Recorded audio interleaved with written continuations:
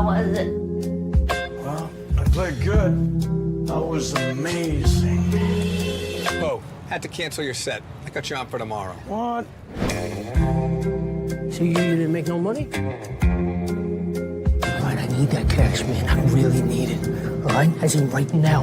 I'm a piano player. Pay for the show. Evening. That's how I make my living. Hey! Oscar! That's my slot. You're killing me, man. You're killing me. I got these fingers, that's it. You want to settle with me, right? Completely clean slate. I need you to do something for me tonight. You in? Sure. Yeah. Now I need you to take care of something for me. Take care of something. You make them go bye-bye.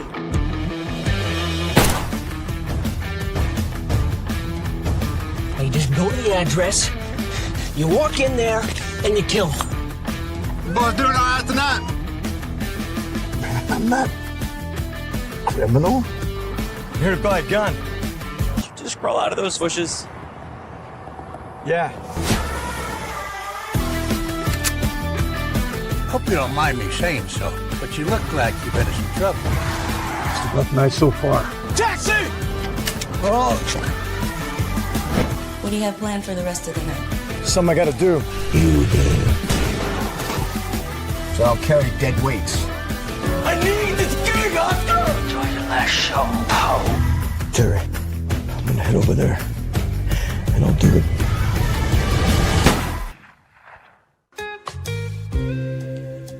I don't want to kill anybody.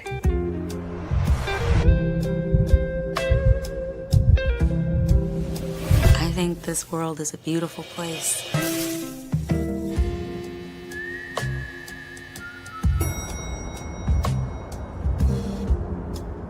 Hello, everybody, and welcome to Saving a Seat. We're here once again to save you a seat on this journey, and we've got 4 films that we're going to talk about today, 3 of which are brand new releases, and 1 of which comes from a newfound friend of ours, and we're real excited about that. We'll talk more about that as the time comes. But you just saw the trailer to Tonic, and full disclosure, one of my dearest friends, who I know very well and have made movies with, is in this film, and that's the reason why it's on my radar. But we're going to talk about it anyway. One of my favorite actresses is in this film. Oh, really? Interesting. Yes, I love Lori Petty has been big. Yeah. I have been such a fan of Lori Petty since Keanu Reeves, Patrick Swayze. No, Like Drake. Yes.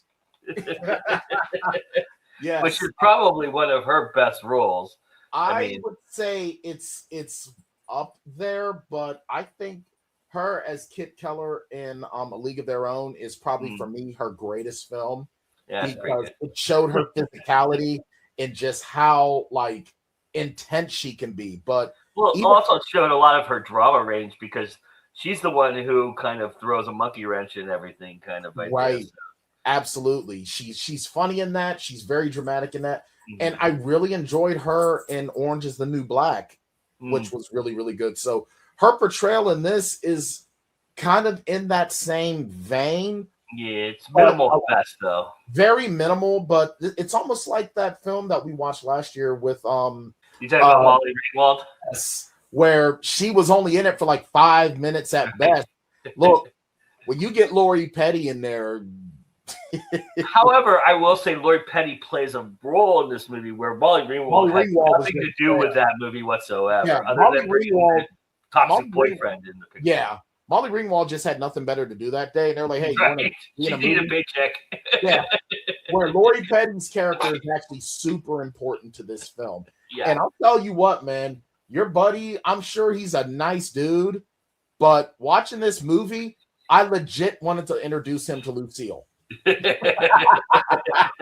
that just goes to show how amazing of a job he did. This film, I'll tell you what, and please correct me if I'm wrong, but this film really felt early Tarantino with the regular guy being in on this, being over his head.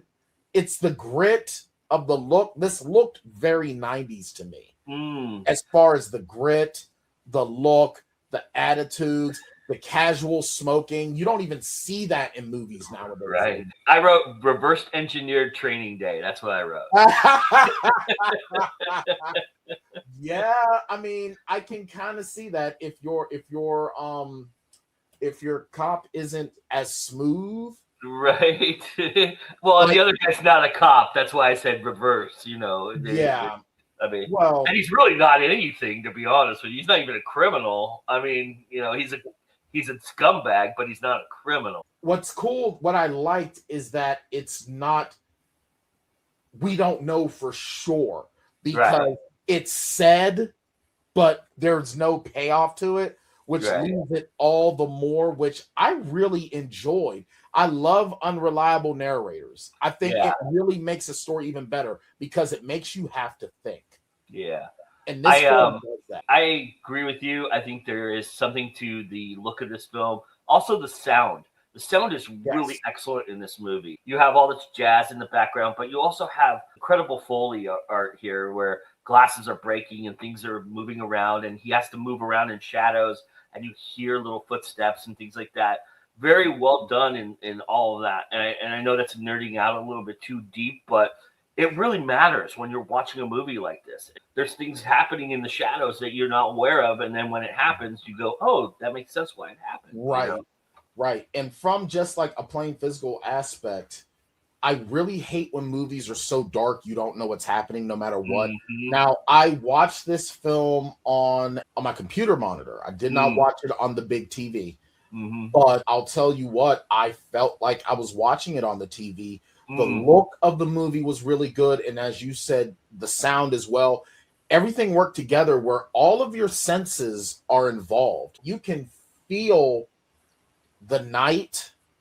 You can feel the desperation. You can smell just like, I could imagine just how gross he kind of smelled, where it's like the stale cigarettes, the alcohol, the desperation, and everything that happens with the human body when you're desperate and scared and freaked out. Like, I could smell this dude, and I'm like, yo, you're walking around in this suit, and you smell like you've been in a gym class, and you got a smoke show still willing to reward you with the kindness that only a lady can reward you, bro. Yeah.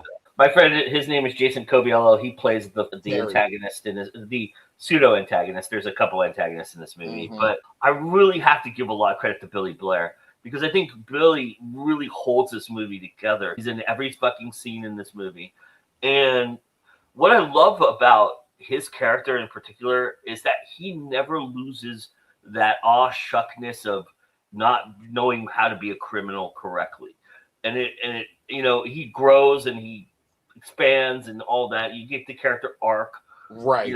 As I'm sure you'll speak of with the writing and everything like that. But Sebastian is one big fuck up, and the entire time he stays true to that character. He's amazing. I really enjoyed that idea of it. And here's the problem with Sebastian: he's literally only a musician, being put into all of these different situations. And he even and you can see it. Like, one thing that I really hate in a lot of movies like this is that this everyman somehow is so good at certain things, but then why is he just this? In this, like, the guy doesn't know how to do a thing. He has no street smarts. Only thing he knows is pill popping, drinking, smoking, and the piano. Yeah. That's it. If you can literally submerge yourself in the way that he did, I've got nothing but respect for it. And Billy Blair definitely does that. Like, he's not just some dude named Billy. Yeah, I think all the characters in this movie do that. I think they all stay true to who they are, which I think is very interesting. I wrote, my favorite line was, did you just crawl out of the bushes? You know who did an amazing job in this, and he was only in like 2 scenes? Richard Rayl, who played Edward, the old man. Yeah. Now, I love him from so many other films, and I've hated him from so many films. Yeah. I absolutely hated him in Lethal Weapon 4. I was so glad when Danny Glover put him in his place. Loved him in Office Space. He's the jump to conclusions Matt guy. Yeah, the jump to conclusions Matt guy. Yeah, I love him in that. And in this film, though, he is very nerve-wracking. Like, he is very scary. Like, how are you literally walking a dog at night, and then a couple hours later, you got a whole other dog? I was wondering if he was real, to be honest with you. There was a point when I thought maybe he was an illusion, but you know, until his final showing. Yeah. I mean, there's a scene that shatters that. It was great seeing him as well. But then even just like swinging back to Lori Petty, she's so good at what she does. Like, she's so vulnerable. Even their closeness, like, they're only on screen with each other like once, but it's so well done. This is such a well done film. It literally harkens me back to the early days of Tarantino and Robert Rodriguez. I'll be honest with you. I looked up Ed Westwick just because I thought maybe he was Waingro from Heat, because he plays that character almost like exactly, but he's not. It's not the same guy. But I thought for a second it might have been him, because he plays that guy so well like that. Stay with me on this. This feels like a big budget production, purposefully not having any money to be indie, but it's so good that there's no way it could ever have been a big budget film. If I'm a dude playing a dude pretending to be another dude was a movie, this would be it. That is how well done this movie is. I had so much fun with this.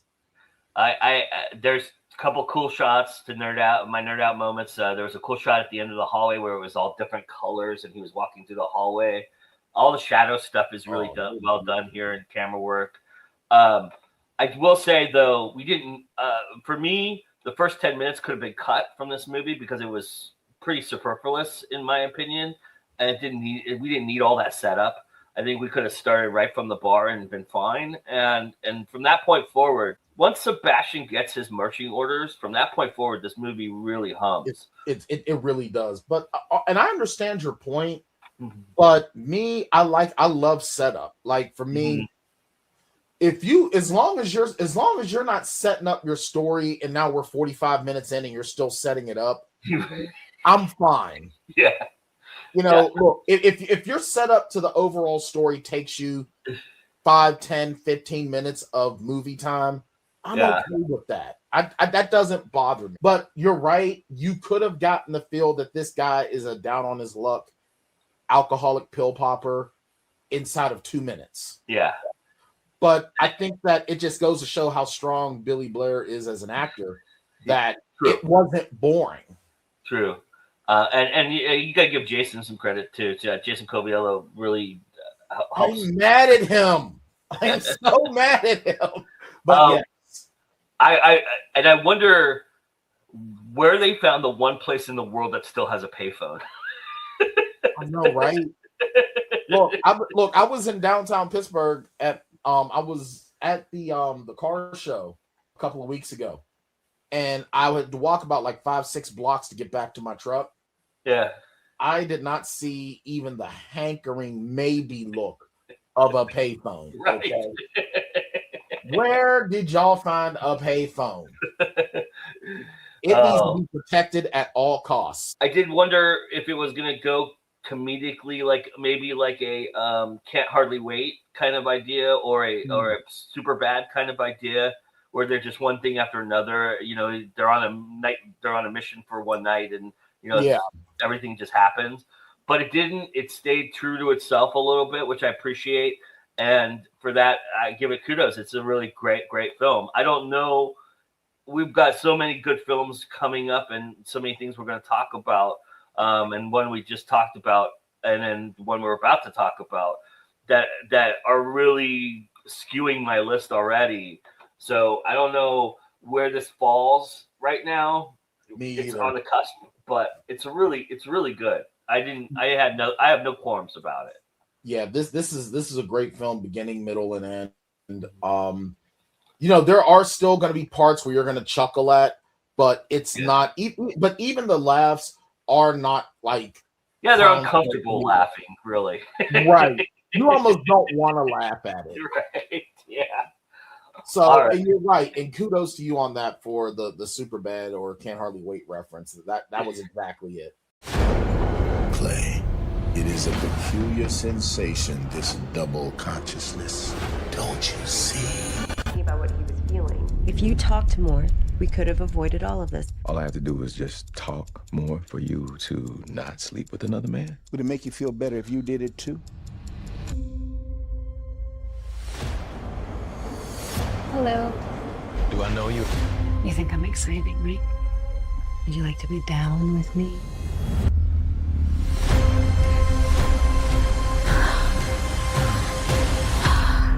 I want you to say to me that you love me. I don't lie on love. It's the only kind of thing you'd lie about, especially if you think it'll keep you alive. What's that supposed to mean? What do you want? Take me to that party. How do you know about the party? Who is she? Don't know. But it's like she knows everything about me. So how'd you meet? We've always known. It goes beyond time. Something's wrong with you. This can't be real. Clay, you're trapped in a cycle of yearning, despair, defeat. You have to dismantle your curse. What curse? What do you think we've been talking about all this time? You're a murderer, Clay, and you know it. Were you in on this? In on what? What is going on? It's a clear nightmare, man. What the hell am I doing here? Let's watch the trailer to The Dutchman. I'm gonna hand it over to my esteemed colleague to give us a little insight on this movie here. The Dutchman is an interesting experiment, to say the least. It really is. So I believe I had heard of The Dutchman, but I'd never experienced the OG film or the play in my conscious thinking. But this film does once again, dark, gritty, but terrifying. Yeah, and very supernatural too. Yes, and what's crazy to me is, number one, I love Kate Mara. Kate and Rooney Mara are so underappreciated as actresses. Oh, big time. And Kate especially. And I think because, Rooney Mara got really, really big because of the girl with the dragon tattoo. Yeah. That cemented her. Kate was a little bit more laid back. I think that dreadful Fantastic Four movie put a kibosh on some of what she had going. But even her role with Mark Wahlberg in Shooter, she was not given a lot to do, but she did amazing in that. But Kate Mara in this is totally different from anything that I've seen from her. Big time. And it's every black man's worst nightmare. On one hand, you definitely want people to be honest with you. You know, I've always said that I've got more respect for an outright racist than a closet racist. You know what I mean? Yeah. With that said, I am also very, very leery of anyone that I do not know that is a little bit too polite, i.e. see the Armitage family. Okay. I actually have told, after I saw Get Out, I've actually told people, if this is a Get Out situation, I will not hesitate to choke you. Okay. With that said, though, this film feels so claustrophobic in the terror. It does. And Kate Mara does such an amazing job of just throwing out so many of the stereotypes and playing on the fears and using, like, oh my God. Like, I don't know if you agree with this or not, but I think without Kaya Zazie Beetz character, I think we don't have a moral compass in this movie, and I think it's very important, which is very ironic because everybody in this movie has a dark secret, and it's kind of come to surface for everybody, right? And that's kind of the whole idea of this premise.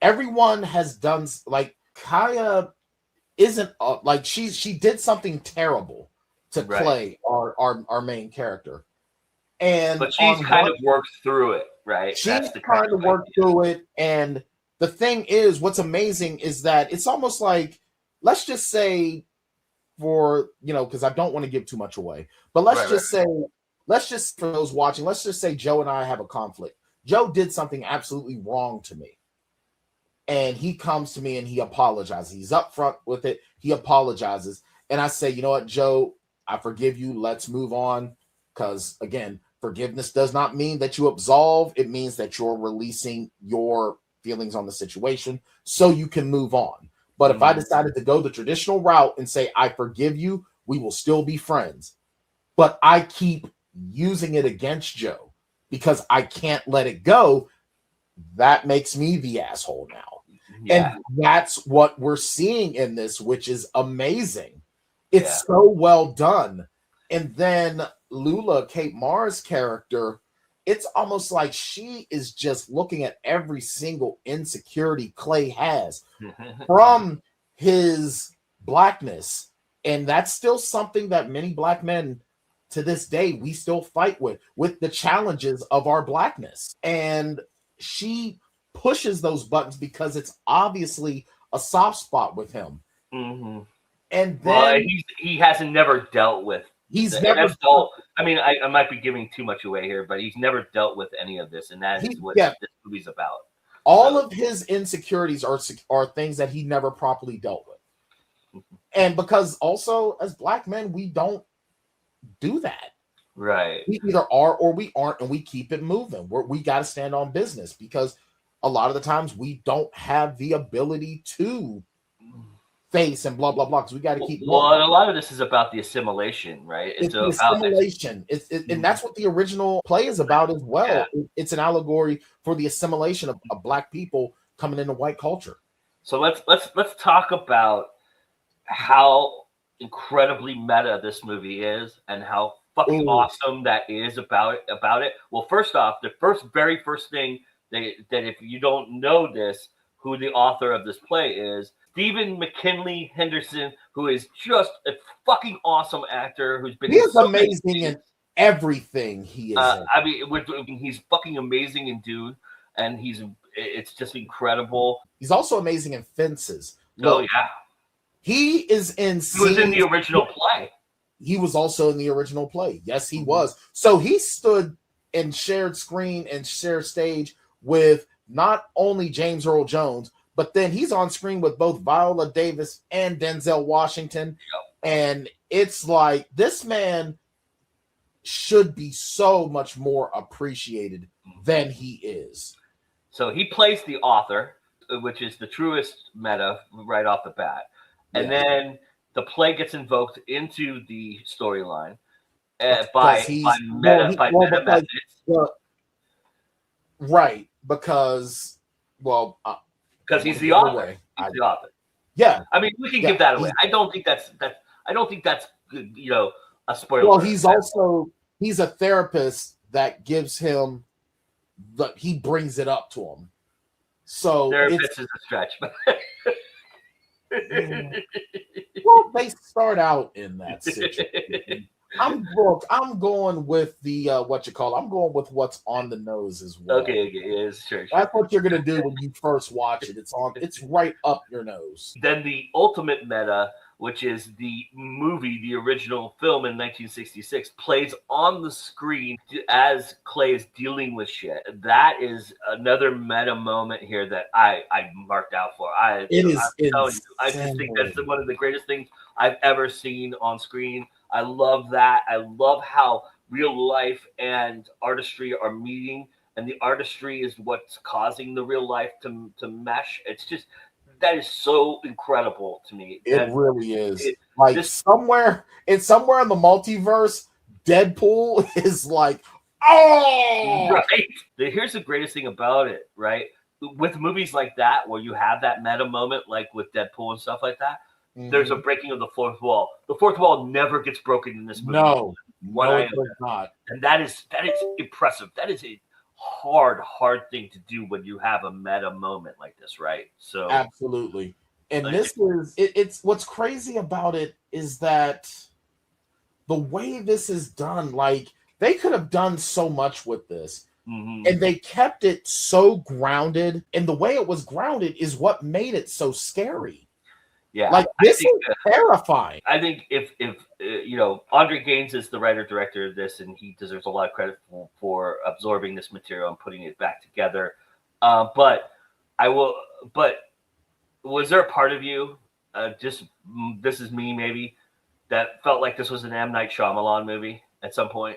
In some instances, absolutely, because with M. Night Shyamalan, certain of these films, it starts to get to a point where it's difficult to follow. There's so much. Well, it's so supernatural that it's so supernatural that as everything comes together, you're like, whoa, wait, what? Huh? Yeah. Oh my God. Yeah, and when you do discover everything, and when they do, this movie. I love how this movie covers its tracks. I love that. If you go back and watch it again, you'll see every beat has a moment that creates what comes at the end, and it's so perfect and it's so beautiful. This movie really struck me hard. I really enjoyed the shit out of this movie, because it's tough to watch because it is such polarizing subject matter and subject matter that we don't deal with on a day-to-day basis that we should deal with. And I am certainly not a black man that can speak to what a black man feels like in these instances, but I can feel that as a man, that there are some things in there as well that relate to me as well. Oh, absolutely. Because she does, like, and Kate Mara plays on, it's not just a black man's fear, but it's any man's fear. Yeah. You love me. And she really uses her sensuality and her sexuality as a weapon. And that is not just every black man's fear, it's every man's fear. And Aldous Hodge is so, and this man continues every time he is on screen on whatever project, he brings so much gravitas. I'm so glad you brought him up, because I wrote him down as a stand-up. There's the moment when he's trying to get Clay to get together. Fucking brilliant acting there. Brilliant acting. It really is. And I'll tell you what, I'm not saying that he's like he stands in his own category. But I'll tell you what, the reason why Denzel Washington is so important, not just to the black community and black acting community, but in acting as a whole, is because we get performers like Aldous Hodge right there. And the reason why we have some of that is because of, the original play of this. And then even because Stephen McKinley Henderson, to jump back to him real quick, he is almost synonymous with August Wilson's plays. August Wilson, who is Pittsburgh born and bred, where if you're a black person in Pittsburgh and you are into the arts, you know who August Wilson is. Yeah. This film and this term gets used a lot, and I don't care. I don't think it gets used enough. Black excellence. This film is black excellence. And for Kate Mara to come into this film as well and bring such an excellent, wonderful portrayal, like, this is probably right now my favorite film of 2026. It's up there for me. I will tell you that. I don't know. I think Bite is still there for me right now. But sure. But this is really fucking good. It should stay on my list for the rest of the year. I agree. What was shameful for me about this, Brian, is that this movie's so small and so it's so buried on Amazon that disgusting. And it's so early in the year as well, released so early in the year, that Stephen McKinley Henderson's not going to get any consideration for any award out there, and that is a travesty, because this is probably one of the best acting performances I've seen in 5-6 years. Easily. I agree. I mean, this goes right up there with Delroy Lindo's portrayal of Sinners for me. I agree. And I'll tell you what, listen, go to Prime. It's only $6 to rent. It's only $15 to buy. Get it, and then please leave a review on it. Look, for any indie, your reviews are our lifeblood, whether for authors, for filmmakers. We need your reviews. So definitely check this film. What's amazing is watch the original on YouTube watch the original on YouTube, and then go to Prime and watch it on Prime. Yeah, the original's only an hour long. So yeah, and this isn't that long of a film. It's only it's 94 minutes, which is a nice tight time, and that is from beginning. From a one-act play, basing it on a one-act play, that's pretty good. So. Yeah, and that's from beginning to end of credits. Yeah. Why take diet pills when you can enjoy AIDS? All my friends called too. Body hard, gain a smile. A field party gone awry with tragic consequences. Tragedy struck last night just blocks away from this very high school. Police are informing us that it does involve Romano High students. Back to you, Emily. Are we able to get inside? I gotta take a shit. Where's the light?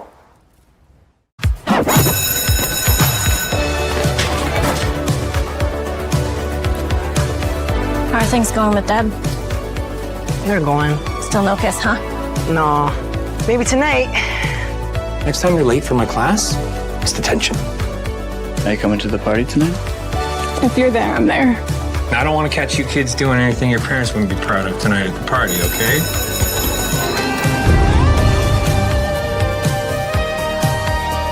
Almost 4 years here, you ain't even touch a girl? Makes me wonder. You're coming, right? It's the last field party before winter. You keep my son out of trouble tonight, okay? Just a little get together. You gotta blow off some of that steam, big guy.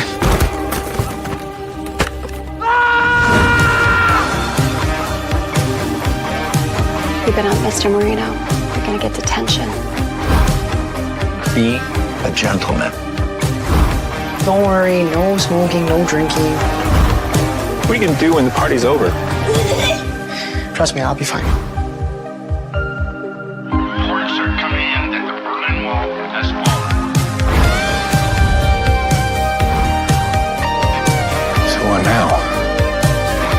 All right. Well, what didn't grab us, I'm afraid, is what we're going to talk about next, and that is, as you just saw the trailer for, All Is Fine in '89. Now you've got a bit of a you've got a soapbox. It's right over here. I have a disclaimer to project for right now. Okay. Because I believe, and I truly believe this, and I will speak for my colleague on this, because he and I both grew up in the same era, it was a relatively same time period. He's a little younger than me, but not that by that much. Yeah.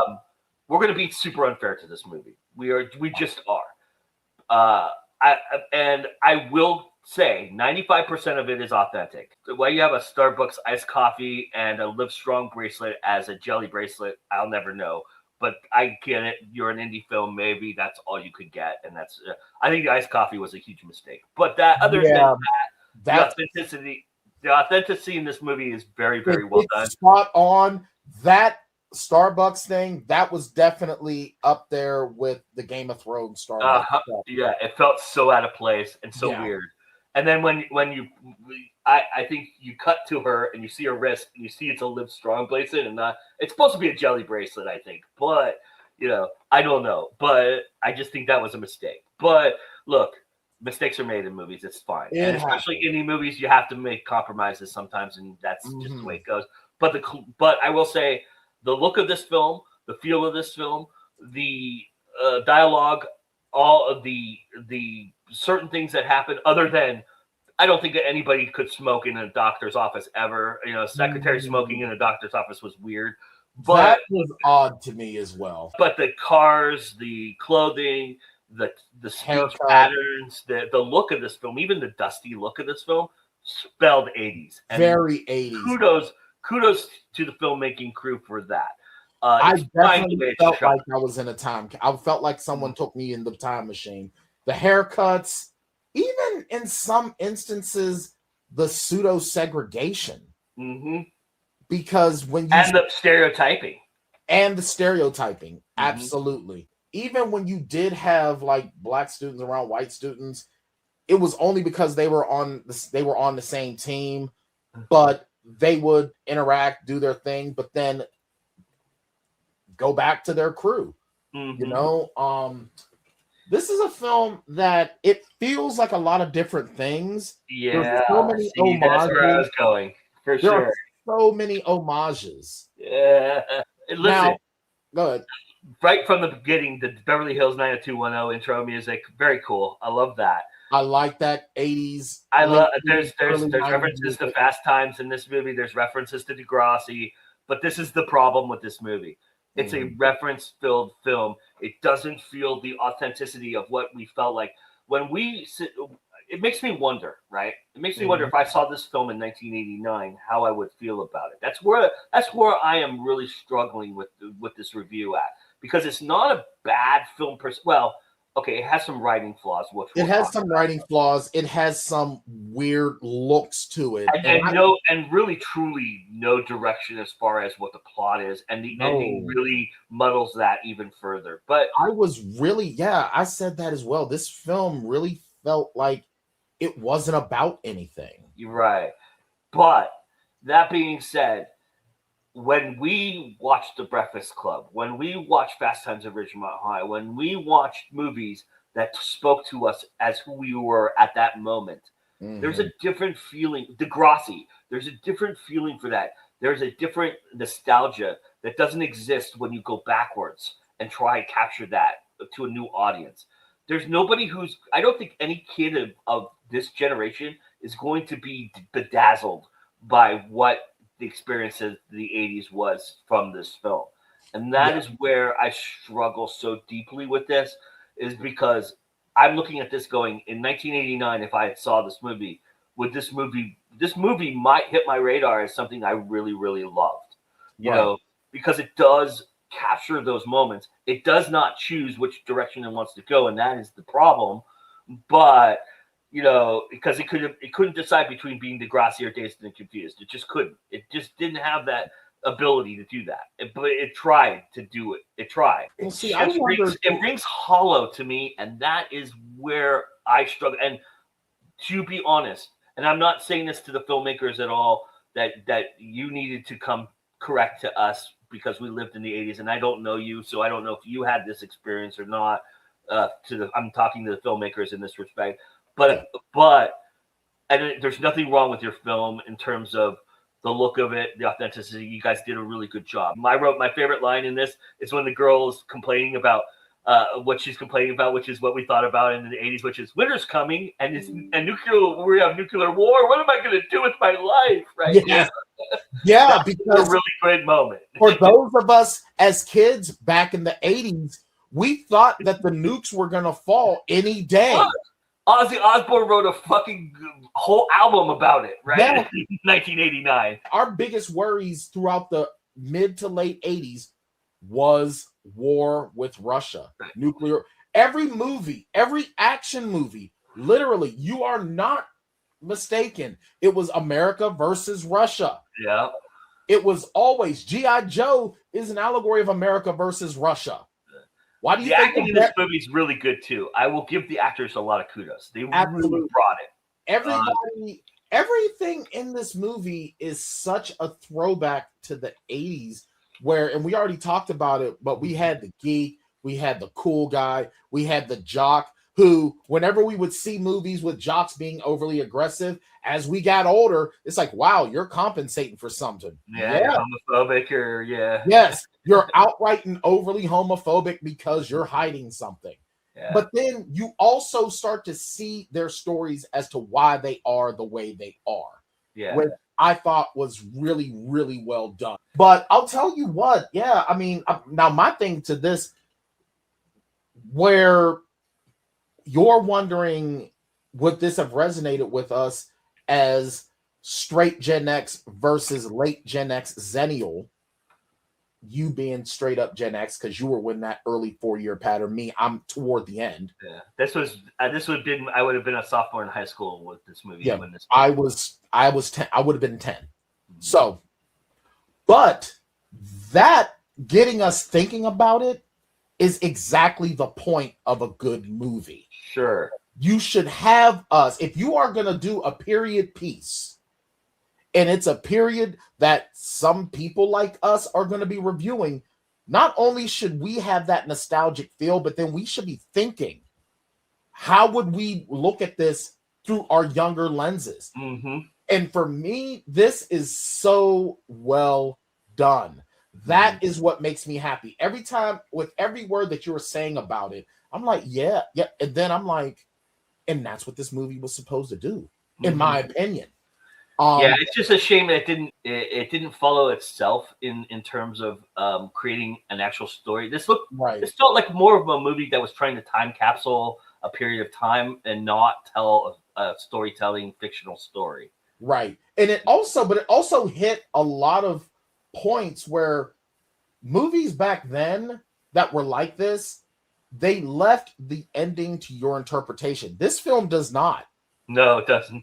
And what's really hilarious about really hard. But what's hilarious about it is you have one character who, you know, back in the day, and I still remember kids at this age where they wouldn't take school seriously, and you would have a teacher get so exasperated and fed up with them and say, you're going to amount to doing nothing.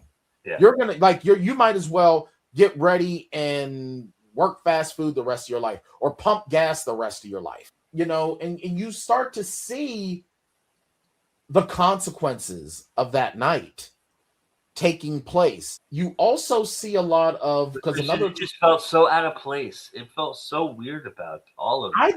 Well, what's weird is that this movie is so about nothing in particular, just a night as a whole, that it's kind of hard to feel your main characters from your side characters. It's just people who got more screen time. Yeah. Which I kind of wish we could have had a straight up main character, but from a storytelling perspective, I understand why. Because the main character was literally the situation of this school, the end of a decade that was nothing but excess in this major historical event of the Berlin Wall. I remember what I was doing when the Berlin Wall fell. Me too, yeah. I definitely, the acting in this film, it's not the strongest of the movies that we've talked about. No. It's not. But it's not supposed to be, because a lot of ways the cadences, look, we were bad acting in the 80s, okay? Yeah, that's what makes it okay. I didn't have any problem. I had no qualms with the way this was shot, the acting. I had qualms with the story. I had qualms with some authentications, and I had qualms with the idea that it was capturing a time that I know very well. I lived it, right? And that's where I struggle mightily with this movie, is where I feel like, you know, what I feel like when I was there in that time period, and do I appreciate that enough with this movie? And it's not. This review is really not fair to that filmmaker, to the filmmakers for that. It's not. I think because this film is to put people who weren't there into our shoes. It's doing its job. It's making us think about it. It's making us talk about it. True. And that doesn't make it. It doesn't absolve it. But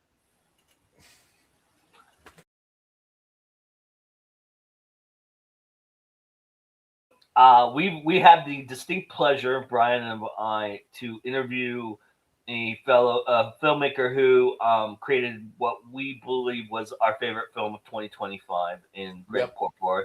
Which any movie that we do has a lot to live up to. Yeah, and he was so gracious with his time. We sat down and talked to him, as you can see on our channel. You can watch that right now if you'd like. It is there and available to see. And so I reached out to him and told him about what we were doing this year. And during that interview, and I said, "Hey, do you have a film?" And so this is the result. I think it's really great to support females, particularly female entrepreneurs. Cool. In the future. Great. Awesome. Danielle, Danielle! Please don't yell. Moira's here and her daughter Stephanie. Jessica. Whatever. You should really talk to her, you know? No. It's just a job. Hi, Mom. I'm so sorry for your loss. No funny business with Maya.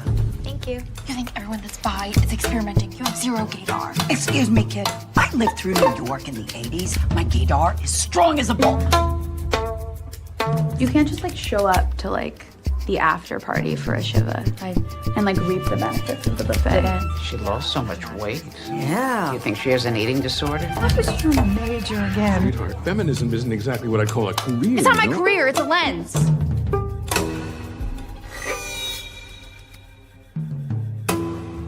Max worked for your father years ago. Really? Just try to behave yourself today. I'm not gonna blow him in the bathroom. Why do you keep looking over there? Hi, I'm Kim Beckett. I don't think she's pretty. Malibu Barbie is not pretty. I mean, she's just like basic. You are such a good kid. Danielle! Look at this. Oh my god. Are you on drugs? No, just kidding. Is she okay? I already have a plan and a path, so. So you just study and don't eat and go out with your beautiful friends. Is that it? Is that your life? Yeah. Yes, that's my life. Wow, lucky you. Mom. Who died? As you just watched the trailer for it, I'm just gonna say this is how a one location movie should be fucking done. This is fucking phenomenal, just tension work, all of it. I was riveted. I really wanted to dislike this movie from the social aspect of it, but I couldn't take my eyes away from it. And it is the editing, the music, the dialogue, the characters, all of it put together made the perfect blender of one location work so fucking well. Because why does this movie have to take place in just one spot for the entirety of it, right? And we get 90 minutes of it, and it's fucking brilliant. It's brilliant. I wanted to hate this movie. I really did. Shiva Baby is, you want to hate it, but then it makes you love it. This movie literally, again, the characters are so awful. These people are terrible. It's been years since I've been in a situation where boundaries have been ignored and disregarded so much.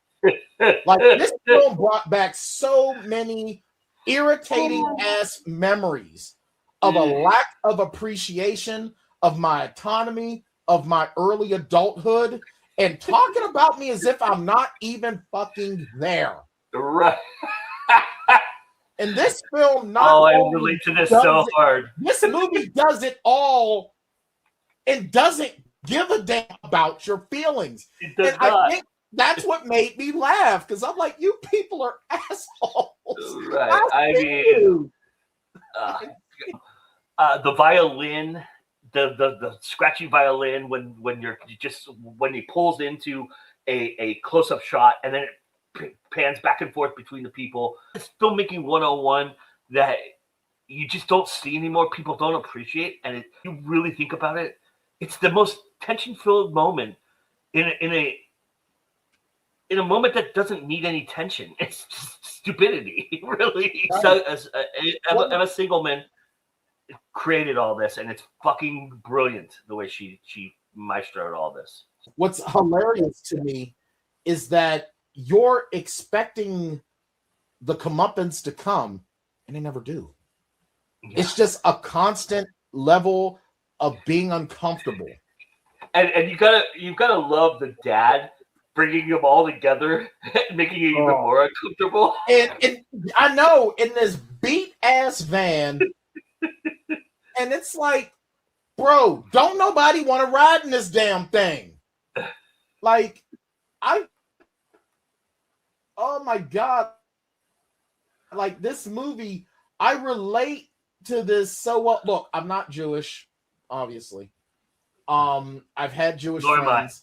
I've worked, but I've never been in a social setting like this. So, but it reminds me so much. You know, this film tells me all the things that make us different are also what make us the same.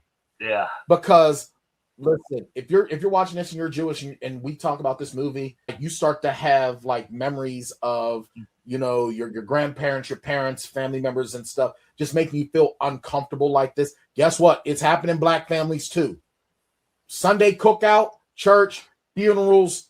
We've had movies that have explored that in that aspect. Fences. We just talked about Fences. You know? Yes. And I'll tell you what, this movie is so good because everybody is just being themselves. Like, if I didn't know this was a movie, I think this was like a hidden camera footage of an actual Shiva. Yeah. The moment, because everyone just feels so authentic. The moment that he pops on the screen, I started singing to myself, "It's a small world after all." After all, yes, exactly. Of all of the Shivas in all of town, you are in this one. Yeah. And she ain't even had the chance to get really cleaned up. Yeah, it's fucking amazing. What was really cool to me though was the fact that her mom had to have known there was something up, and she's just chalking it to everything else. Well, she knew what was the other thing that was underlying in this movie. She was the only one that knew the secret, right? And that's kind of, and as the stereotypes would hold, a Jewish mother hoards that over you, right? And utilizes that as control. But this is all about control. This movie's all about who has. This is literally about power dynamics. All about power dynamics. It's fantastic. It's fantastic the way it plays out. I love everything is a step to the other thing, and it's fucking great. It's so well done. And I'll tell you what, Jackie Hoffman, who plays Susan in this, first time I saw her in a film was in 1992. She was in Mo Money with Damon Wayans. You remember? Yeah. And you'll remember the scene when he goes to fill out the job application. Yeah. Homeboy. I like this movie though. This is another situation where, all right, yeah, we have a lead character in Danielle, but the setting is also its own character, which means the person that died, who our lead character doesn't even remember, is actually the main character because she's the one that that person brought everybody together. Her Shiva is why they're all here. She is why all of this is happening. Right. And I'm sorry, I was asking the same question. Who the fuck brings a baby to this? Right. Why would you bring a baby to this? Well, it's all fodder for what is just an exploratory, brilliant way to make an independent film. I mean, this is independent filmmaking 101. I would say that this should be studied in every filmmaking course on the planet, because it follows to a T exactly what you want to do with the storyline, with the writing, with the directing, with the editing, all of it, and the acting. All of it works in unison the way it should work when you have one location to film and you need 90 minutes to fill. This movie fills every second of it brilliantly, and it's fucking I was blown away by it. I was shocked that I had never seen this before, to be honest with you, or never even heard about it, to be honest. But I mean, I wasn't shocked because you know these things more better than I do. But I tell you what, I'm glad that our buddy Greg brought this onto it. Yeah, because this was fun. It was so fun, and I'm sitting there and I'm expecting the crap to hit the fan, and it never really does. It's like everybody's the greatest thing about it, because the tension never ends. It never ends, you know. And I can tell you, I want a sequel where they're in the van talking. That's what I want. And I seriously, I want the whole sequel to just be everybody talking about what happened and while it was, and I want the husband and the wife to be the last ones to get out. Right. And then the father going, I want the father and the mother to get out and go, what was that all about? I don't know. What are we having for dinner? You got Alzheimer's. No. And that was what was like, and you want to talk about, you know, they've been married a long time. Yeah. Because all they do is bicker and argue and he goes, yeah, well. I mean, in one way we should be chastising the stereotyping here, but fuck it. It's just so good. Listen. I leaned into it. I did. Look, we know stereotypes are bad, but you know what? Sometimes. Yeah, I mean, it does subvert some stereotypical things, but and that's what creates a lot of the tension. But you know what I liked as far as subverting expectations? We didn't have like a Mort Goldman style character. Yeah. We didn't have that. Oh, yeah. I can't be in it. It's too many people. And that's we didn't get the neuroticism. We also didn't get a really cynical Woody Allen type character either. I was gonna say that as well. We didn't get that either. We didn't get that. We just got regular people. Yeah, leaning into their Jewishness. Leading into being Jewish. Yeah. Like, and it's fucking great. It's fucking 90 minutes of fucking basement. I really you know what's hilarious to me is that if you wouldn't have said, well, they're Jew, like if they wouldn't have made such a that they're Jewish, I would have been like, is this a My Big Fat Greek Wedding? Right? So, you know what? Having you say that, I think that really does absolve it for what it is, for what it does. It is not playing itself seriously enough to be social commentary, right? So right. I think that, which is what my Big Fat Greek Wedding is as well. And so I think that does absolve it a lot. And that's just from my perspective. A person who's Jewish might watch this and be like, this is terrible. We don't do this. Right. I'm like, well, I don't know. No one's ever invited me to church. I loved every second of this movie. This movie went right into my top 250 of Letterboxd. I mean, I literally just flipped it right in there because I thought it is like I said, this is how a one location movie should be shot and done. This is perfect for that. I agree.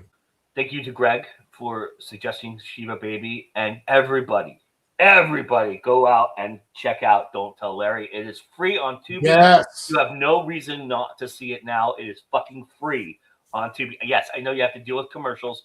Fuck off. It's worth it. It's worth it. Trust me.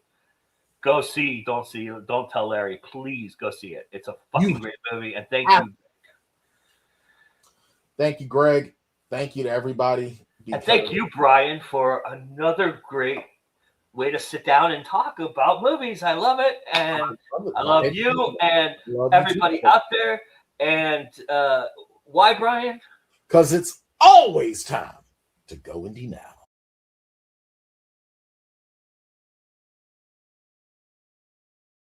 That's so crazy. With lady parts, how would I go ahead and pan this? Do I sit on it? All right, so funny. Okay.